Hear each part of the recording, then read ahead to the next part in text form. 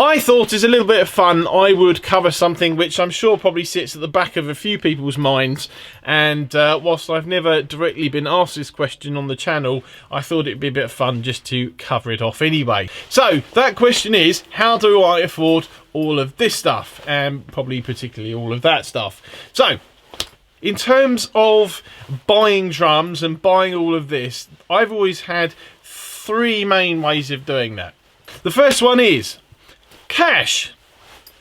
Obviously I have this is basically all I do these days. I play drums, I buy drums, I do these videos. My social life basically is playing with my band these days. I don't go out particularly. I don't have any other expensive hobbies. I used to play competitive paintball, and I haven't really I stopped many years ago, started again very briefly I finished about 7 years ago, so I started again about 8 years ago. And the result of, apart from a lot of very fond memories, is I have arthritis in my left knee where I smashed it up one week when I was playing. So, I suppose that was the trade-off of having an awful lot of fun and some fond memories. But for the most part, as I said, my social life is music. I don't do anything else. I don't have any real... I don't smoke, I don't drink, I don't do drugs. I've never really had any other expensive vices of any sort.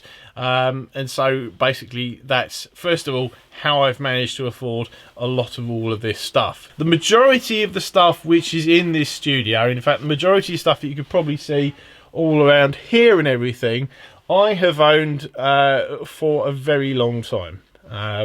In fact, apart from things like these DWs, which I've covered off recently, there's probably very little in this rack, if anything, that I haven't owned for over 10 years.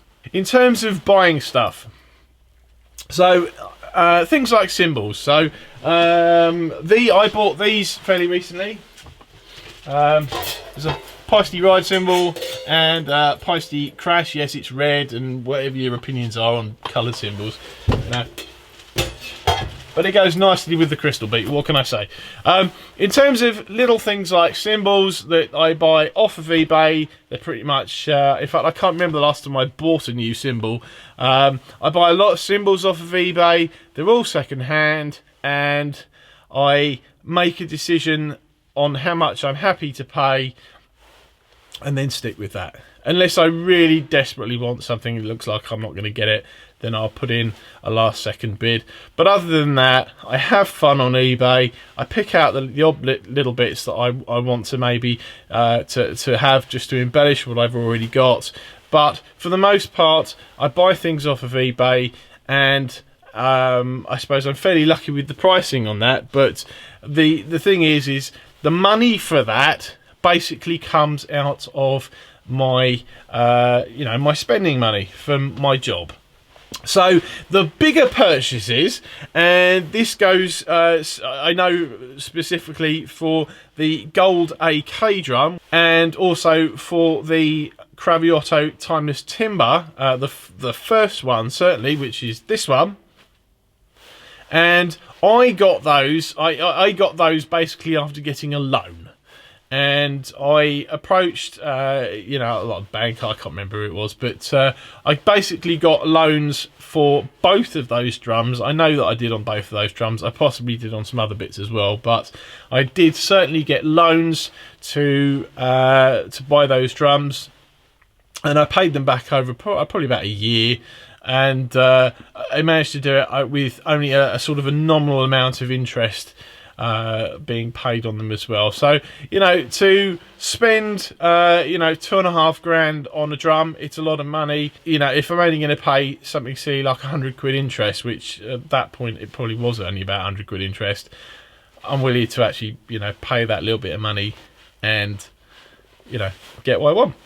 So I haven't bought a drum, I haven't bought anything actually. I don't have any loans apart from my mortgage. I don't have any loans these days. I haven't done for a long time. But that was how I managed to afford the first couple of big, well, really big purchases in terms of drums. So more recently, in fact the last sort of 4 years, I never had a credit card. I didn't really believe in credit cards. I certainly never wanted a credit card. And it was only after I actually hit 40 that I got my first credit card. And that was, I think, probably at the suggestion of my wife. And they weren't, they didn't have particularly huge credit amounts on them. But you know, they had decent interest-free periods on them, which was the important thing.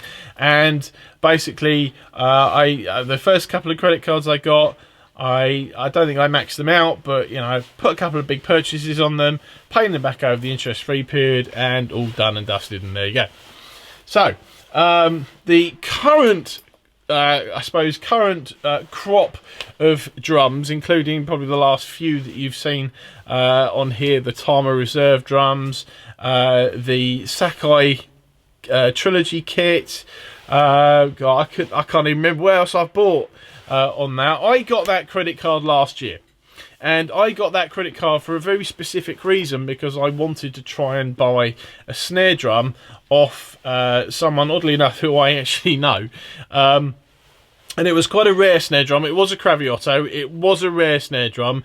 And I basically wanted to try and get that snare drum. Oddly enough, I was outbid at the last second on it. But, you know, it's fine. It's one of those things that... you know, you set yourself a limit, and it went over the limit, and that's fine. I can live without that. But as it turned out, I had to apply, in order to want to try and get that snare drum, I applied for a new credit card, and that credit card had a 2-year interest-free period on it. I was willing to spend a few grand on that particular snare drum. And obviously, as I said, I didn't get that snare drum, so I then had a interest-free, or 2-year interest-free credit card with nothing on it. And that's kind of where it all went downhill from, really. So, in terms of how I managed to afford all of this stuff, it's not because I'm rich. It's not because I get given stuff.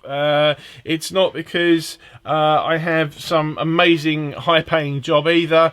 It's just basically I'm, I suppose, lucky enough to have fairly low overheads, and I can reasonably well balance on the tightrope that is between getting things on credit and paying off that credit.